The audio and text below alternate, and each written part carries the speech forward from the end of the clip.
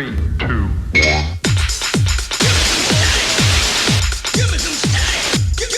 Magic down the middle, Magic all the way, Magic underneath, throw it in.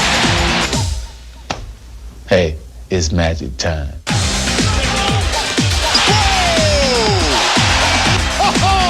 Where did that come from? That's showtime, folks. Here comes Magic to pick it up. Magic didn't need to know how fast to stop. Oh, man. Magic down the middle, over the shoulder to Worthy. Score! And they even went back to my high school days when I had a leaping throw. Oh, man, I had a throw.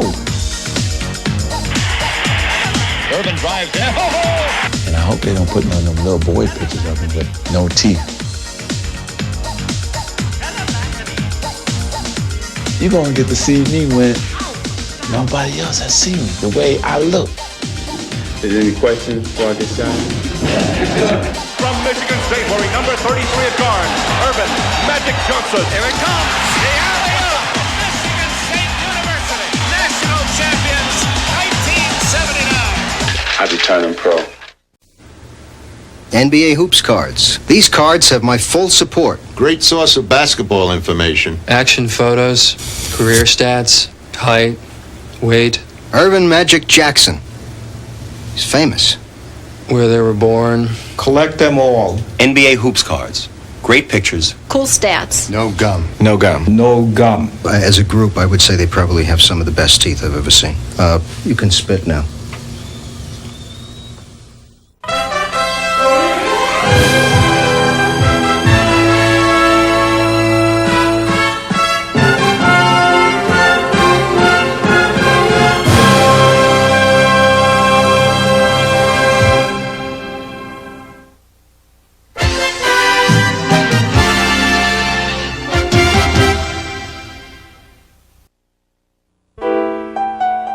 The following presentation is from PBS Home Video.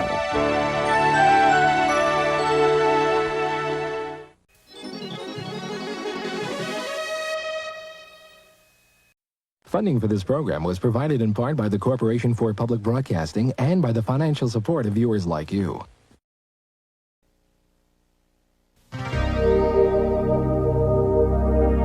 If you were to create the perfect basketball fable, it might begin in a small town in Indiana, where young boys grow up with a ball in their hands, a basket out back, and dreams of glory in their hearts. And there would be one boy who would continue to practice long after the others had gone home. And in those lonely hours as he honed his skills, he would find the essence of the game, and in many ways, of himself. He would play with the passion of the underdog, the purity of tradition, and a vision that was his alone. He would touch the hearts of all those who watched him play,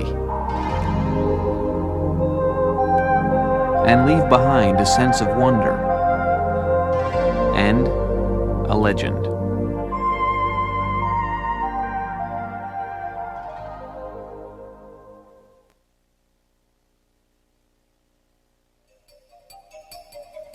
The fans have poured into Salt Lake City in record numbers, and they are infected with basketball fever. Those who believe in magic and those who appreciate the beauty of a rare bird have come to see basketball's best and witness the crowning of a new national champion. It was the most celebrated confrontation in college basketball history. It was the improbable Indiana State Sycamores and their quiet leader, Larry Bird. You know, it means so much to me just to even be here that we're going to give it all we got, and we're just going to try our hardest to win. Versus the powerful Michigan State Spartans and their charismatic star, Irvin Magic Johnson. It's a dream come true, and like I said, it's an awful important game, and just hope we play up the part and win the game. Bird had become a national sensation as he led the unknown Sycamores to an unbeaten season and transformed them into college basketball's miracle team. But in this final game, Magic and his Spartans would rudely usher them off center stage.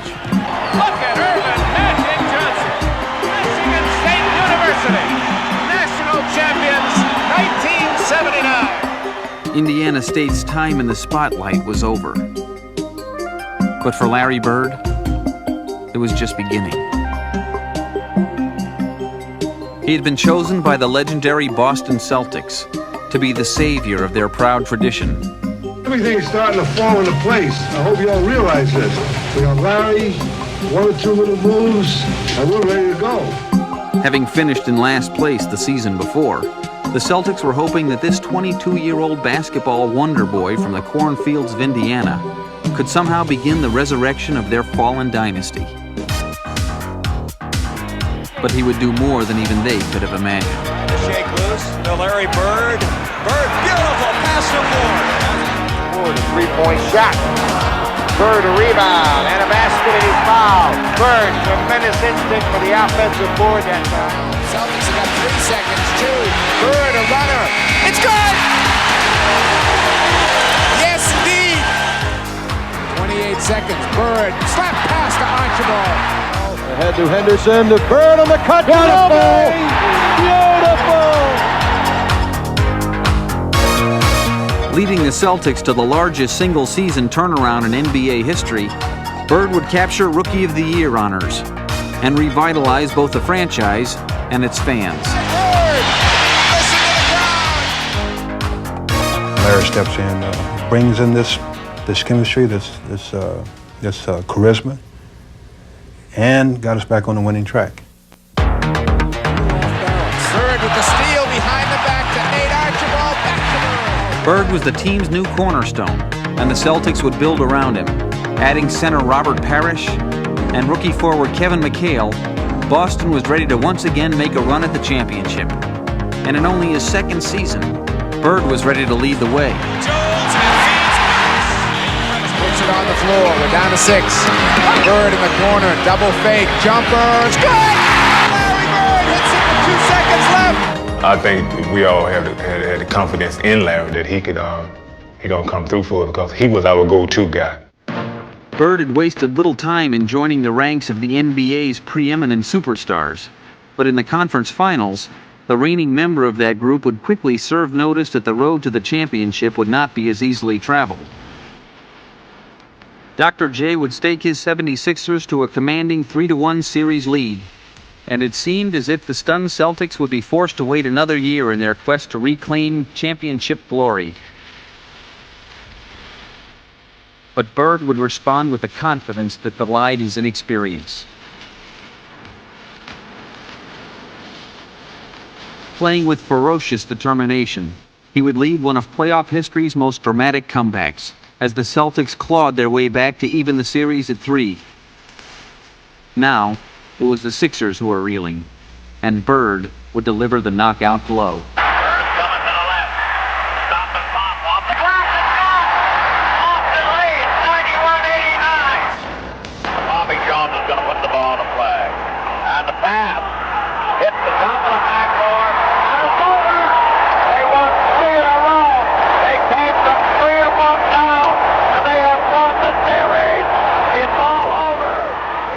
Bird had brought the finals back to Boston Garden.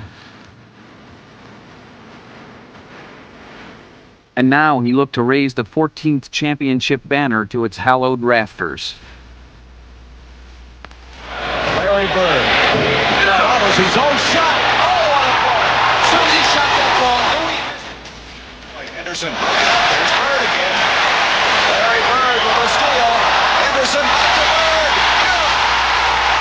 Look at this crowd. The Houston Rockets could only helplessly watch as the Celtics methodically eliminated them in 6 games, led by a determined Larry Bird. In just 2 years, this young Hoosier had taken Boston from last place to an NBA championship, fulfilling their wildest dreams. It's all over. The Boston Celtics have won the World Championship in 1981, and they have become the 14th flag winners for the Boston Garden. But even though Bird had captured the hearts of his new city, in his own heart, he still belonged in many ways to the country. We also would like to thank you as a team for supporting us throughout the year. It's been a great honor to be out here. There's only one place I'd rather be, French Lick. Thank you. To his adoring fans, Bird was like a savior from a foreign land, a hero shrouded in mystery. He looked like some hillbilly coming out of the woods or something. He always wore these overalls and a cap and all that type of thing.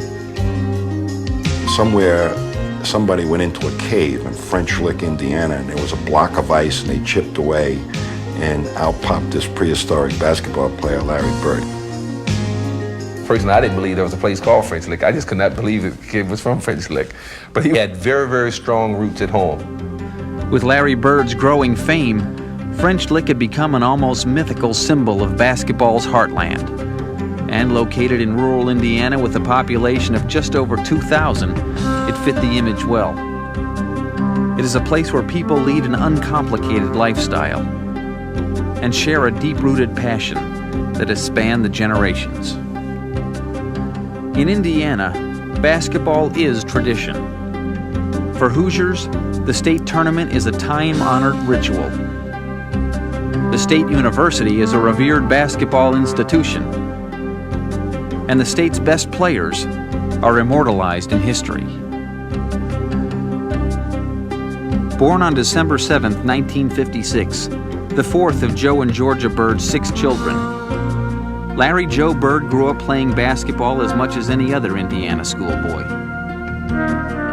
But with Joe often on the road looking for work, and Georgia waitressing long hours at local restaurants, Larry got his introduction to the game from older brothers Mike and Mark.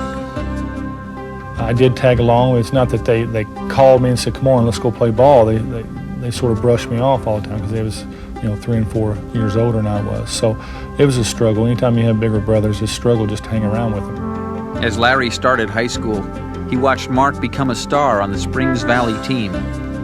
At school, everybody tell me my bigger brother was a great player and I can't wait to grow up and try to be like him. And you can see he was proud of how he played on a certain night, and I sort of wanted the same feeling. Soon Larry began testing his own abilities. He was just an average basketball player at that time. But there used to be a basketball court halfway up the hill. And you would always, I can remember seeing him down there shooting at that basketball in the rain. Out there shooting a basketball in the rain and just practicing by himself. I had a couple friends I played with a lot, but I was picking up on things that I thought that were relative simple moves that they had a hard time with, and that's when things started clicking a little bit for me. Making the varsity as a sophomore, Bird saw his hours of practice paying off. His focus was narrowing. We didn't have a lot when we grew up, and basketball, when it came into my life, that's all I did. By his junior season, both Bird and his command of the game had grown dramatically. He started out as a sophomore. He was 6'1", 135 pounds. As a junior, he was up probably 6'5". And he was our best passer and our best rebounder and our best defensive player, and not necessarily the leading scorer, but he did all those other things that made people better. It was just like, magic wand had touched him or a miracle had happened, because we'd never seen him play like that. By his senior year, Bird stood 6 feet 7 inches tall and was dominating his opponents. Averaging 30 points and 20 rebounds a game, he was also attracting his share of college recruiters. But there was little doubt as to which school Larry would choose. He would accept a scholarship to attend Indiana University. And so, in the fall of 1974, the pride and joy of French Lick and Springs Valley High School carried the hopes and expectations of his community with him, north to Bloomington, where he was to live every Indiana schoolboy's dream and play for the home state Hoosiers. The next 2 years would be the best of times for the Indiana basketball team, as they would lose only 1 game and capture a national championship. However, they would do it without Larry Bird. He had dropped out after 24 days and hitchhiked home to French Lick. I think that the size of the school and not really having, that many friends there and not having a lot or coming from a lot, I think he just got a little discouraged and a little depressed and bailed out without really consulting anyone. I think he probably felt scared that he disappointed maybe his family, maybe the community. My mom took it pretty tough, and she wasn't too happy for a long period of time, but it was a decision I made. It was something I had to live with, and I thought about it before I did it, and it just, I would like to stay there, but it just wasn't for me.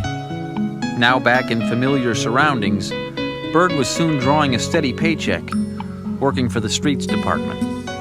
Some days we picked up trash once a week. The next days we might be cleaning the streets. And the guys I was working with were great guys. I knew them all my life, and I'm still grateful that they gave me the job. Bird had returned to an environment and a routine that suited him. But if he'd found comfort in returning home, it would be short-lived. On February 3rd, 1975, Larry's father, Joe Bird, committed suicide. I think that Larry learned a lot off his father. I think that cared for him deeply. I know he really loved his father-in-law. There's nothing you can do about something like that. I mean, he chose the way he wanted to die, and he did it, and it's just unfortunately that some people have problems like that, but I wish he was here, but he's not. So I had to go on with my life and try to make the most of my life, just like the rest of my family has, and that's the way we dealt with it. But the Bird family would not be left to quietly tend to their affairs, as the following months would again see hordes of recruiters descend upon French Lick. Among them was Bill Hodges, the assistant coach of the Indiana State Sycamores, who showed up at the Bird household uninvited, but undaunted.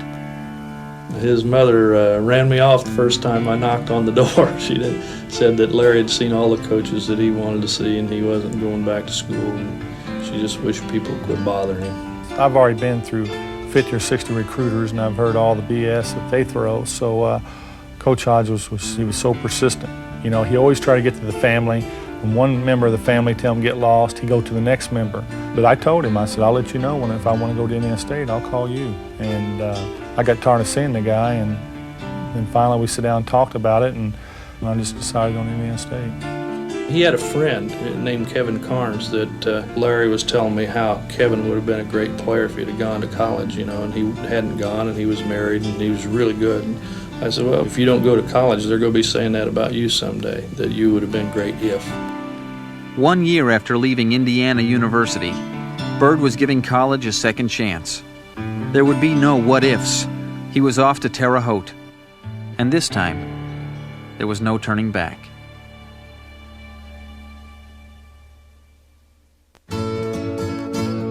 In the world of Indiana basketball, Indiana State University was barely on the map. But for Larry Bird, it would be a place that felt like home. Terre Haute is like a small town. It's not a small town. It's got 100,000 people or so, but people treat you like it's a small town. Everybody knows you. And I think Larry felt like it was kind of an extension of French Lick. As he sat out his first year as a transfer, Larry also came to feel at ease in the Indiana State basketball program. And when he finally did hit the court in the fall of 1976, now fully grown at 6 feet 9 inches tall, he was ready to bring the unheralded Sycamores national prominence and take the state of Indiana by storm. Wherever Hoosiers gather, they no longer talk of weather. Indiana has a new state bird.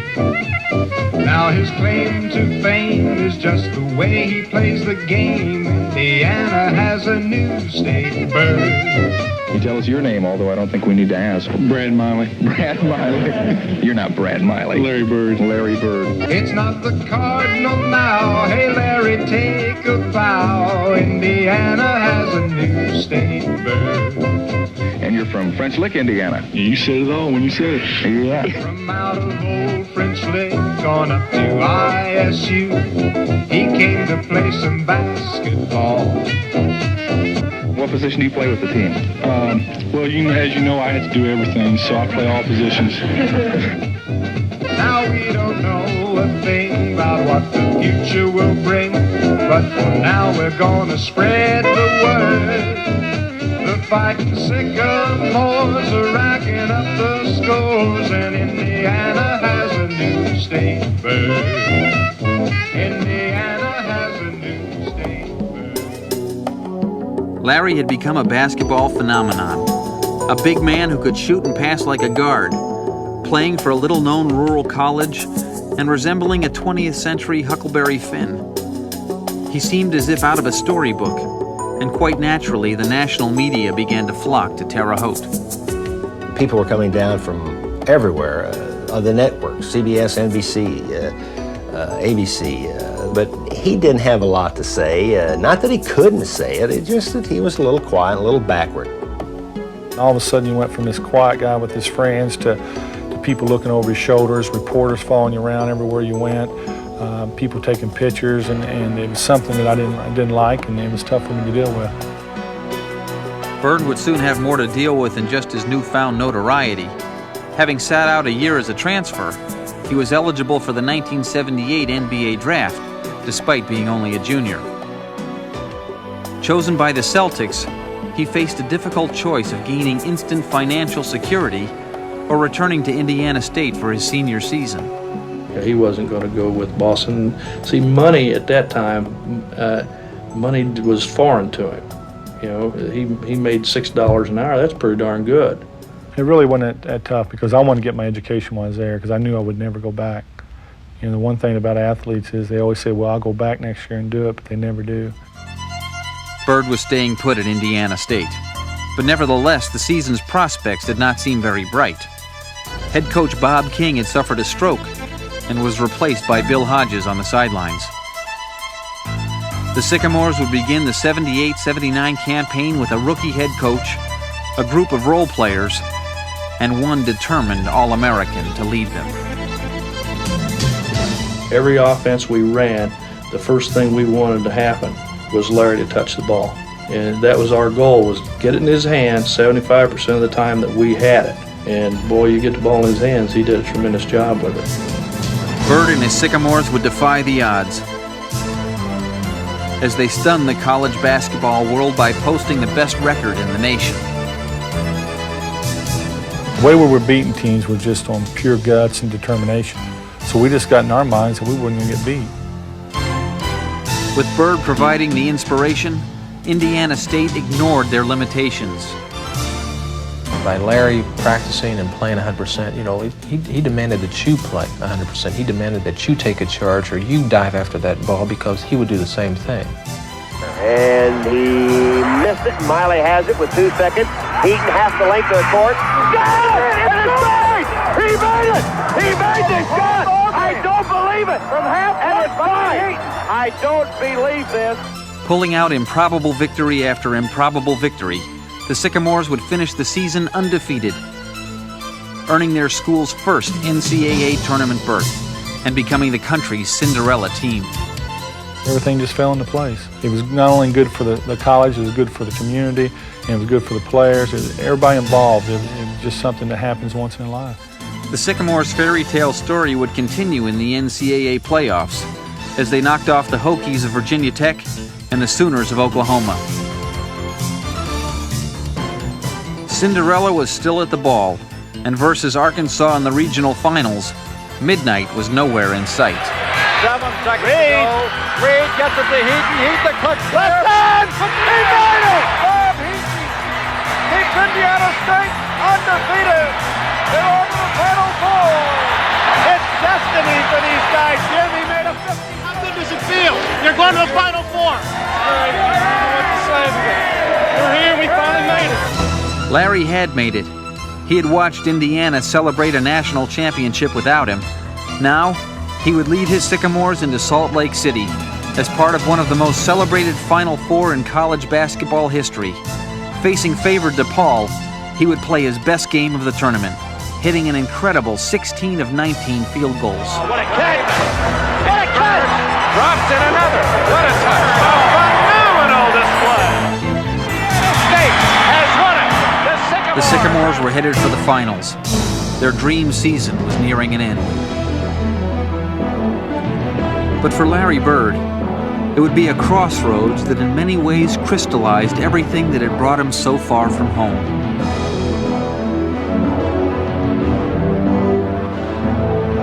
It was the end of a magical season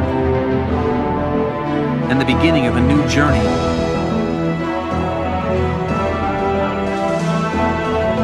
It was the final game of a 5-year basketball odyssey and a final step into the national spotlight. It was Larry Bird's greatest defeat and the start of his greatest challenge. When Larry Bird arrived at Boston Garden, he found himself in basketball's holiest cathedral, at a time when its fortunes had never been lower and its expectations had never been higher. But to outward appearances, this gangly country boy seemed ill-equipped to fulfill his role as savior. It's just a kid. I mean, he doesn't look all that good, you know, and there's talk about how slow he was. He couldn't jump, he couldn't defend. I think when Larry first arrived, everybody thought, well, here's a kid now that I don't know if he's going to be able to play in this league. But as Boston would soon find, Bird's talents could not be measured by appearances alone. Larry Bird felt there wasn't anything he couldn't do on a basketball floor. And, you know, when you have that kind of confidence, there's nothing that you can't do. He was the most self-motivated player I ever saw. With an inexhaustible resourcefulness, Bird would display a unique mastery of the game that would quickly convince his skeptics. It's just an uncanny sense, and he'll do things out there you just say, and it just leaves you shaking your head and smiling. Although he's still going for those fakes. Larry would make a bounce pass behind the back on the fast break. And you say, where's this ball going? Collins going against Bird. Behind the back to Tiny. Beautiful. He's got the smarts. Nice give and go to McHale. He was no country bumpkin. And then Bird goes inside. Out of the corner. You know, Larry's great at playing that. You know, come into my web, said the spider to the fly. Here's a steal by Bird. Just walked right into the passing lane. It's like watching a cat play with a mouse. Now they clear aside for Larry. Fakes it. Bird. There's the play of the game, right there. He's so intelligent. He has eyes all around his head. Larry's going to slow it out. No, it goes over the head to McHale. Save that one, guys. Offensive board on the cut to Bird. Swings through, little reverse. Layup is good. How did he make that? Bird was a basketball virtuoso. He was a showstopper, capable of giving brilliant individual performances. Bird is putting on. But perhaps his greatest talent was his ability to orchestrate for his teammates. He created an unselfish attitude on the team as far as looking for the open man. If the guy's open, the guy's going to get the ball for the open shot. You get so many easy baskets because he draws so many defensive attention, and you find yourself all alone in the basketball or contested layup. He understood how to get Kevin and Robert shots, and Cedric Maxwell. And he also knew when any of these individuals were not getting enough shots in the game or were not involved in the offense, and he'd make a concerted effort to get them involved.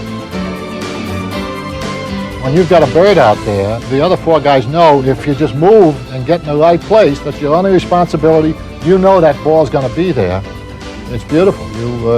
You get four other guys overachieving. You make them better basketball players. The thrill and the beauty of the Celtics playing was the ball moving from one side of the floor to the other side, 3 or 4 crisp passes and an easy shot resulting from that.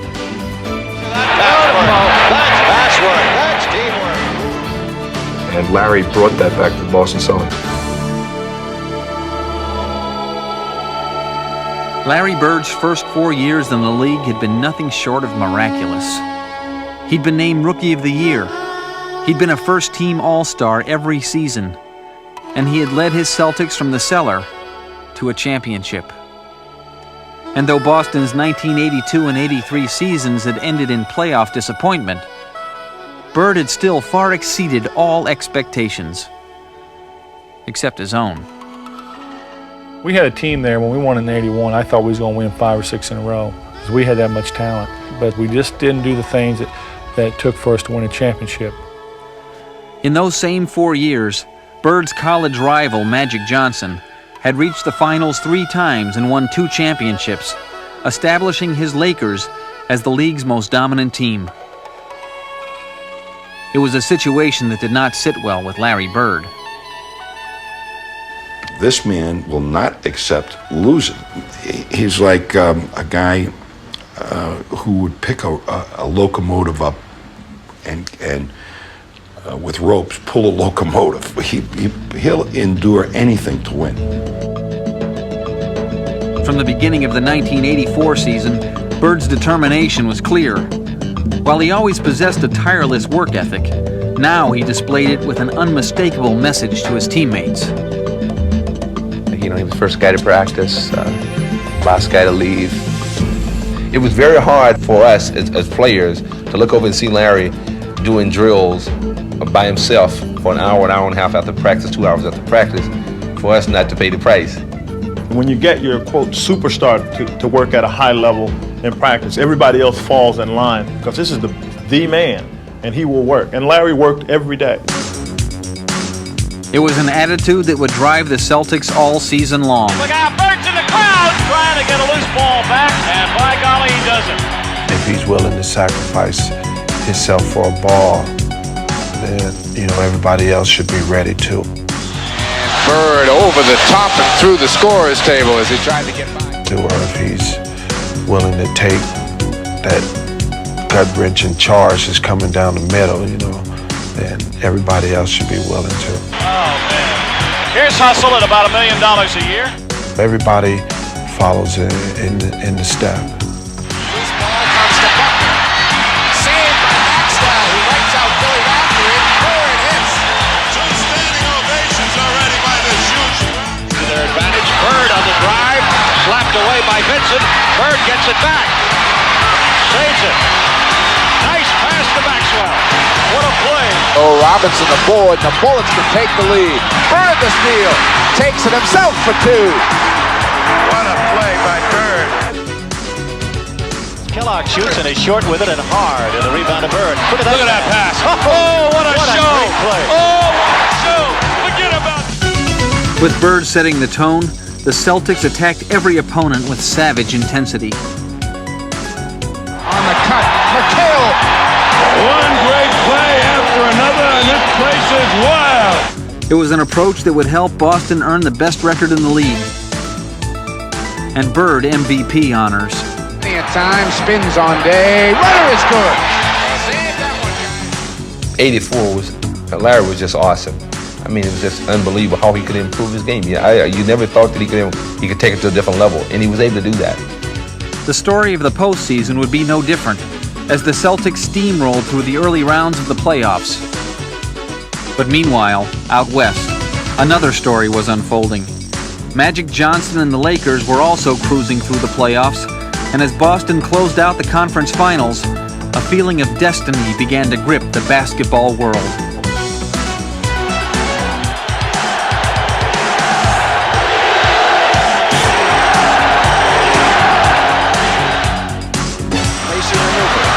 Gets it to Edwards on the roll. No, Nance and Karina's got it. And it's Boston, here we come. You know, we were the favorites and we made our way. They won the East, we won the West. So it's like everybody just get ready, sit back, and let's enjoy it.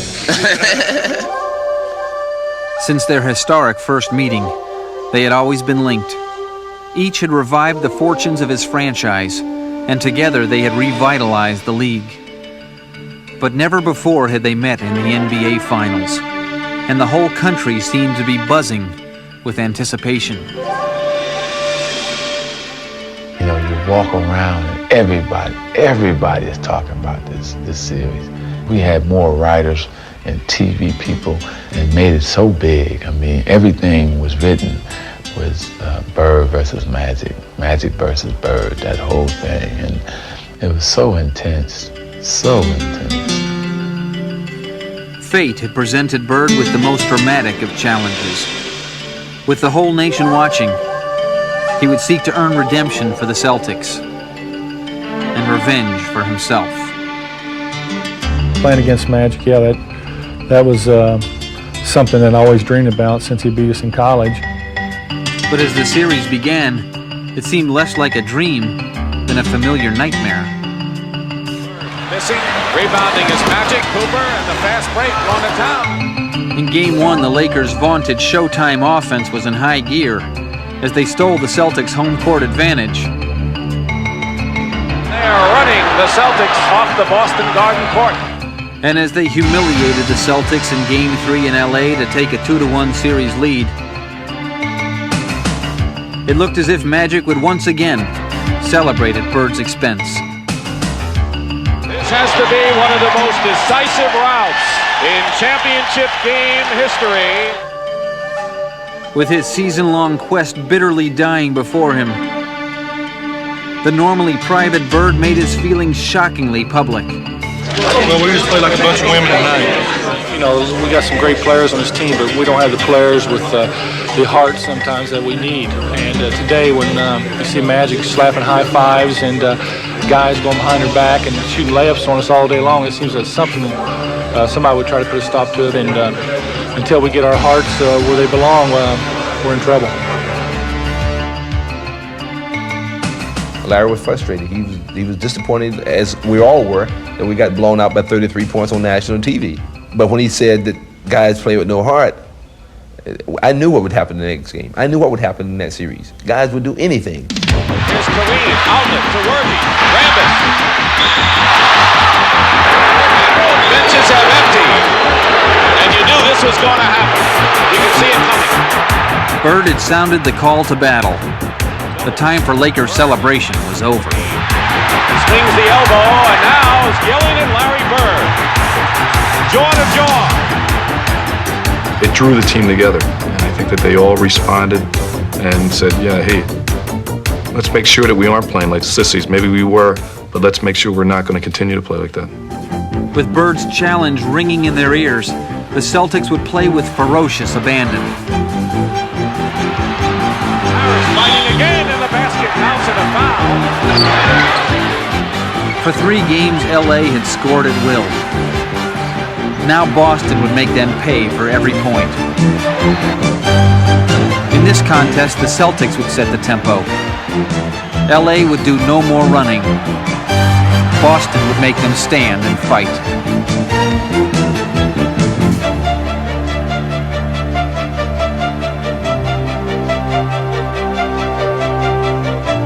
With Bird and Magic each valiantly leading their teams, this epic struggle would remain deadlocked for 48 grueling minutes. Great players like Larry Bird and Magic Johnson love to be in this situation. And we go to overtime. And as this dramatic showdown entered its final act, the spotlight narrowed to these 2 great rivals locked in an historic confrontation.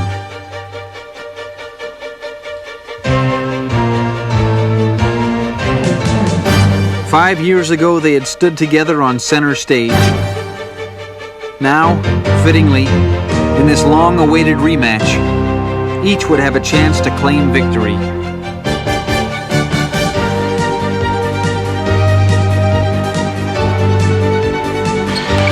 Johnson misses them both. Bird the rebound, and the Celtics want a timeout.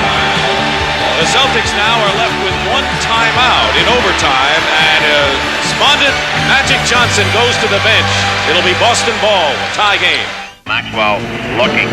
Bird rotates in. Bird pops out. Avoids the steal. Gets it over to DJ. Bird goes right into the pivot. Now DJ holds the ball. Back into Bird. The ball away is gone. Oh my goodness! Oh my goodness! Boston Celtics have evened this NBA World Championship Series at 2 games apiece. And those who are writing the obituary for the team that have won a record 14 NBA titles can just pause. We're coming back. That's right. We're coming back. We'll be back. The Boston Celtics are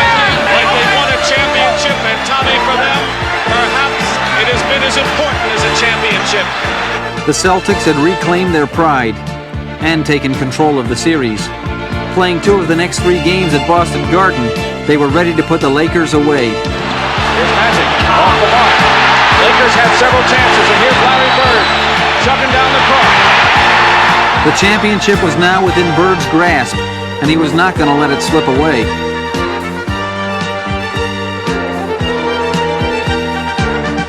Larry Bird.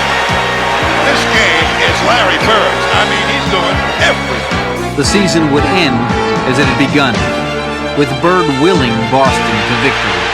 What can you say? No one believed that we could beat the Lakers that year. Absolutely no one believed it. But the fact of the matter is, we believed in ourselves, and that was a lot because of the leadership Larry had. The Boston Celtics are the NBA World Champions in a grueling 7-game series with the Los Angeles Lakers. Larry Bird, congratulations. You were the most valuable player. Does this get you even with Magic for what happened between Michigan State and Indiana State all those many years ago? We're professionals now, but I won this one for Terre Haute. You won it for Terre Haute, I'll tell you that. For Terre Haute, 1984 may have been about settling a debt, but for Boston, it was the consummation of a love affair. In this emotional season, more than ever, Bird had put his heart on his sleeve. And Boston fans had come to realize how much that heart resembled their own.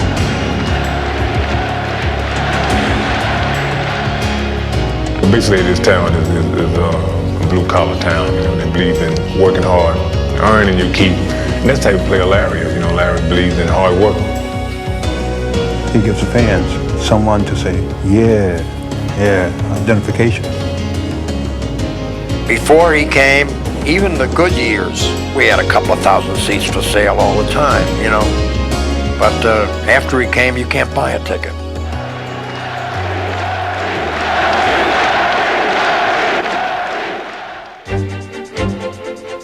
As they entered the 1985 season, the Celtics were again ready to follow their leader into battle.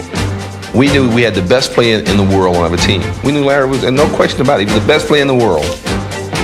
And their strategy was straightforward. The game was very simple. Get the ball to Larry and get out of his way. Williams has it. Williams to Bird again. Up fakes. Fires another three-pointer. Oh! Ties it up! 113 to 113! Larry always said that I won. Besides, everybody in the building knew who the ball was going to anyway. Here's Dennis, gets it into Bird. Larry, a runner. Got it! Ball game's over. Boston wins. The thing is, the one thing to know where it's going, but it's another thing to stop it. DJ again to make the inbounds pass. The double team in Bird. Larry, fake, fall away. Hits it! Unbelievable. Every night seemed to feature a new Bird exploit, including one against Atlanta that saw him shatter Boston's single-game scoring record. I think it's the greatest shooting exhibition I've ever seen. He was so good that night that the Hawks were giving each other 5. He's unconscious.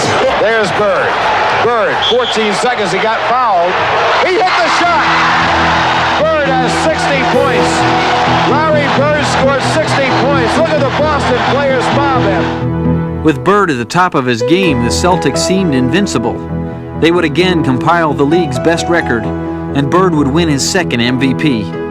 He would not, however, win a championship. Hampered by an elbow injury, he would be unable to lead the Celtics past the Lakers in a rematch of the 1984 Finals. You go through the season, you play hard, and you get in the playoffs, and you try to do the best you possibly can, but I just say that this series I didn't play up to my standards. Did they want this game more than you? No, I don't think so. We won the win. They just played better. A season that had begun with infinite promise had ended with failed expectations. The fulfillment of that promise, however, would prove to be only temporarily delayed. For 2 seasons, the Celtics had leaned heavily on Bird's leadership. But in the process, they had changed. Now they were no longer simply led by Bird. They had become a team that was cast in his image. A seamlessly cohesive unit They entered the 1986 season determined to recapture the championship that they had lost. From the start, the Celtics dissected opponents with deadly efficiency. That's the Boston Celtics. Bird just hit him with a screen, then gets it back to the head. We went out there with a job in mind, and we all knew what our jobs were. And when we went to work, it was like punching in the clock. You know, if I'm on the assembly line, and my job is put the radio knob on the radio, I'm putting the radio knob on the radio, and the other guy's putting in the buttons and putting on the antennas. And you know, Larry was the antenna man, and we were the button man. For Bird, doing his job had never been more rewarding. Bird. With the addition of Bill Walton, who had been acquired through an off-season trade, Boston's arsenal was stocked, and Bird utilized it to devastating effect. By Walton on the cutting Larry Bird. I think what made that team so special was its ability to play any kind of style. You know, we could play the setup game, we could play the fast break game. We had great defense, great rebounding, and then if nothing was working, hey, we could always just give it to Larry, and he'd step back and shoot a three. As the Celtics dominated the league, it became clear that this season would not only be about a drive for a championship, but also about a journey into history. They would lose only one game in the Boston Garden all year, setting an NBA record for home court mastery. They would compile the second best record in Celtic history, and Bird would join Bill Russell and Wilt Chamberlain as the only players to win 3 consecutive MVPs. The playoffs would be a mere formality, as the Celtics dropped only one game on their way to the finals. And even the championship series itself would be less a contest than a coronation. Bird carries out the game plan, and the Rockets want to know what hit him. Houston would quickly become a footnote, as Boston captured its second title in 3 years and took its place as one of the greatest teams in NBA history.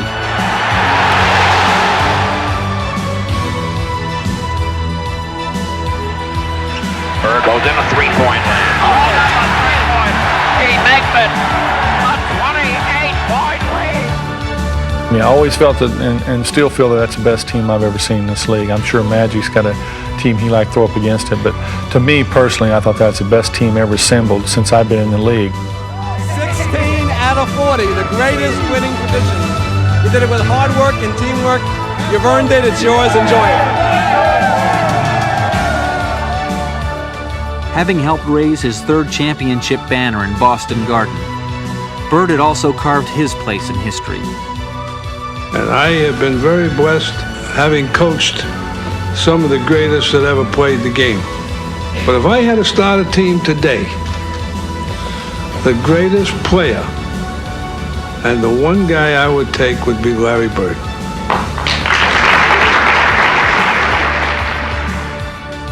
While still in the midst of his career, Bird had already joined the select ranks of Celtic immortals. Okay, Red, you want to say something?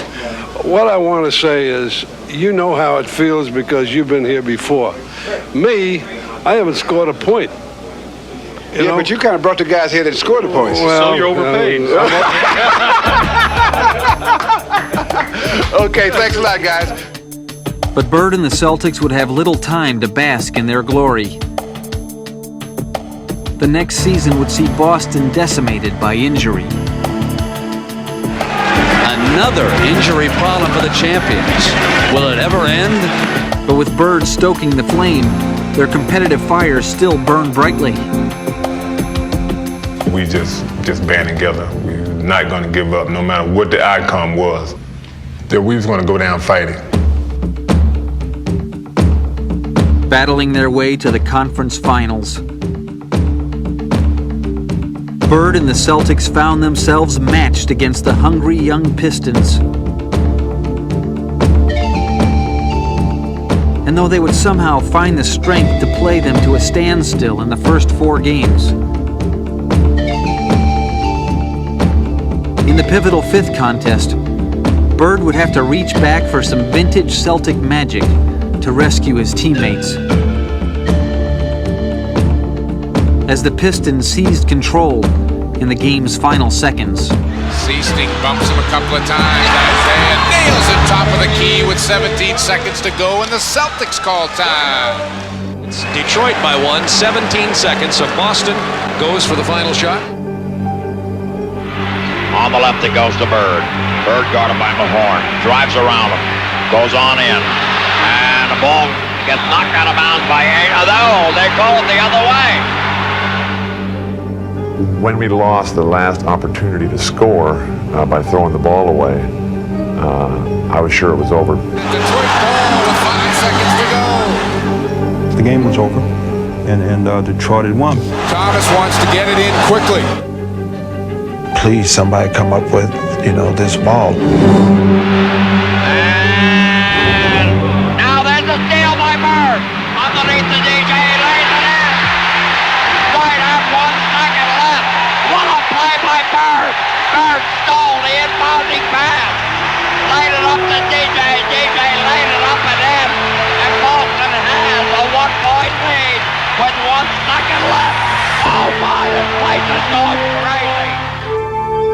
Oh, this is right up there with all the great ones that have been played. It's the one you look back on and kind of smile and say, yeah, foot was in the trap, but we snuck out of there somehow. Bird steals it and gets it to Johnson at the buzzer. Oh, my! Yeah, he made a great play, no question about it.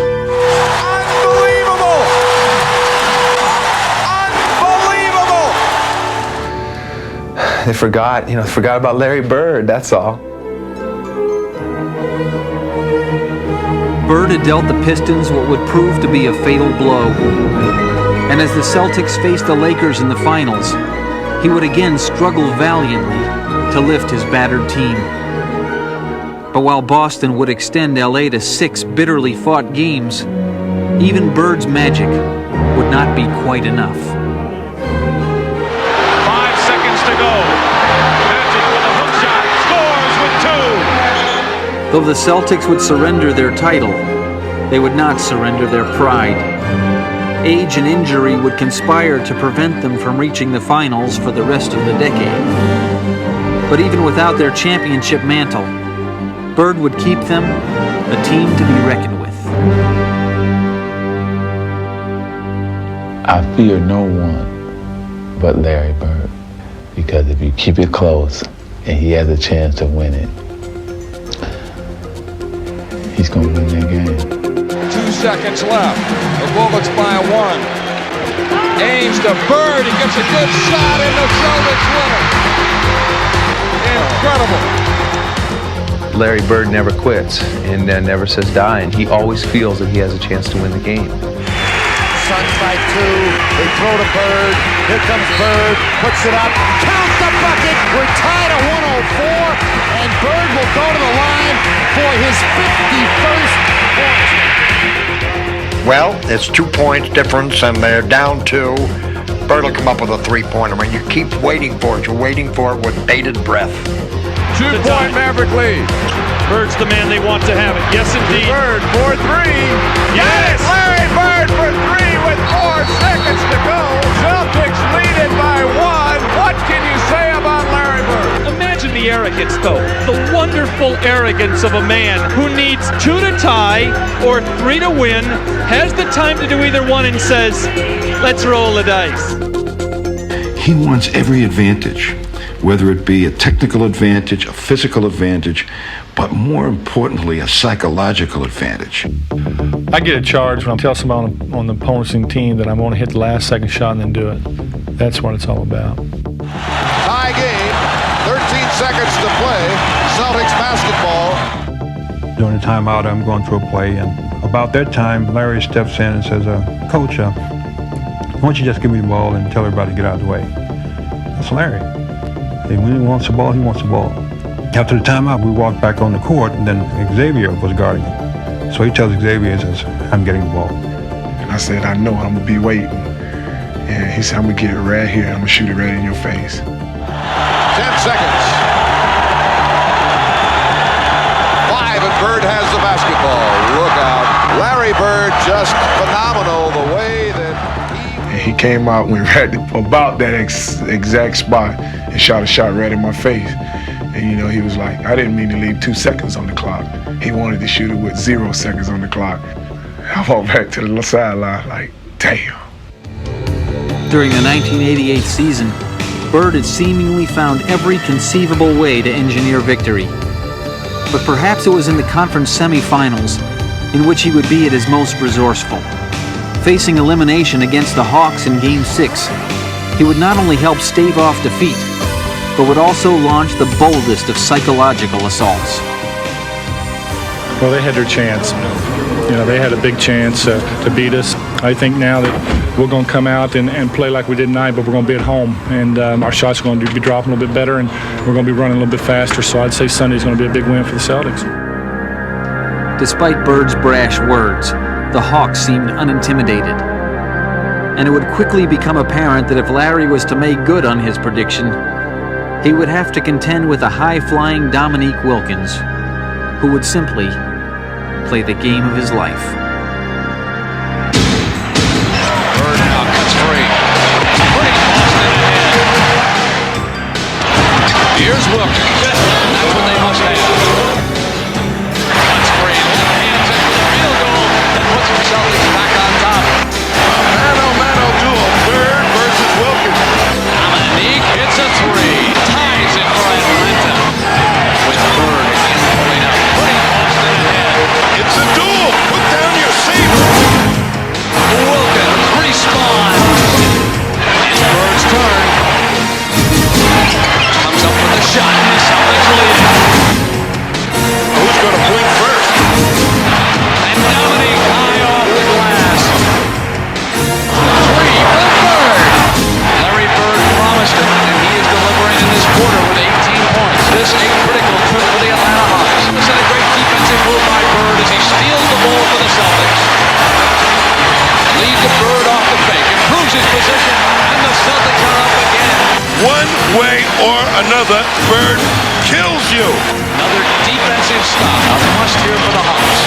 Johnson gets it into Bird, and Wilkins is there. Bird comes free. Bird for the win. You are watching what greatness is all about.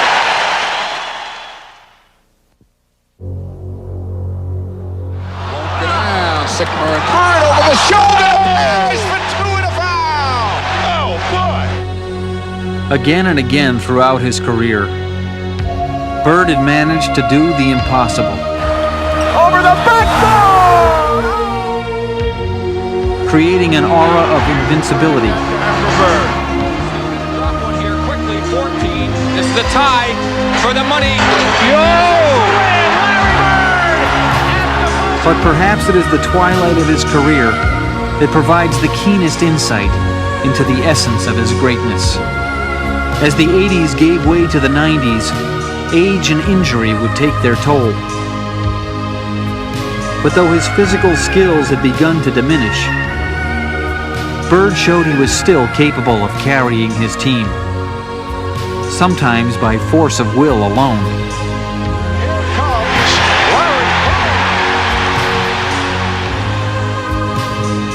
Not even the relentless assault of time could dim Bird's spirit.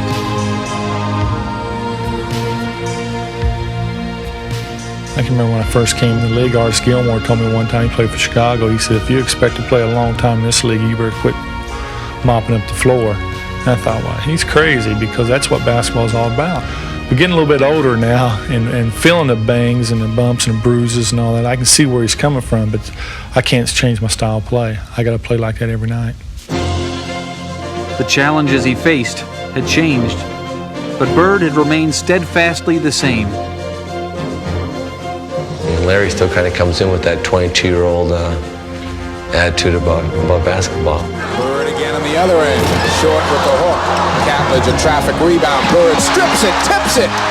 Yeah! He was just a phenomenal teammate who could do anything and everything by himself, but always in the framework of the team. I care about my teammates. I want to see my teammates do well. He personified that. He's brought his values that he had in the 7th grade in French Lick, Indiana, and he stayed with them. I remember distinctly one summer calling him in. He was working out in Terre Haute, and I caught him in the boys' club there. And he called me back, and I said, Larry, I said, the president of Harvard called, and he wanted to know, would you be kind enough to address the freshman class on the values of having a college education? It'll only take you 10 or 15 minutes, to do so. He said, no. I said, well, also, Sports Illustrated wanted to put you on the cover, and they wanted you to take some pictures, and they said it wouldn't, take that much time. He said, no. I said, Life magazine also called. They want to just take pictures. They didn't even want to do an interview. They'll run a 10-page spread on you, and they just want to follow you around and have your permission to take pictures. He said, no. He said, Mr. Wolf, he says, I thought you said this call was important. Larry Bird grew up in French Lick, Indiana, with a ball, a basket, and a dream.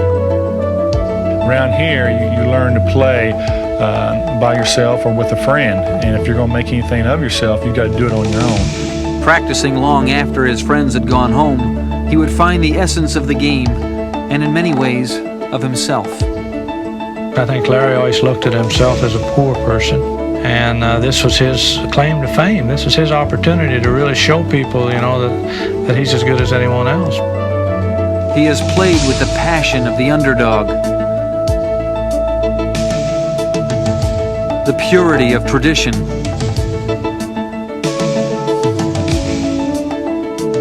and a vision that is his alone. You look at people like MacArthur, who the war happens, and General Patton. There's a war for them to shine in. Larry was born to play basketball. Touching the hearts of all those who have watched him play, he has left behind a sense of wonder and a legend.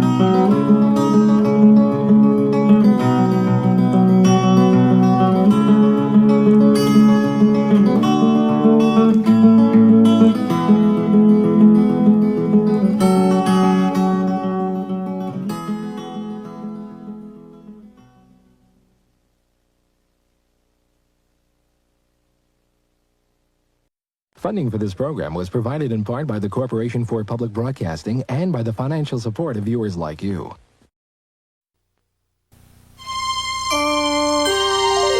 This is PBS.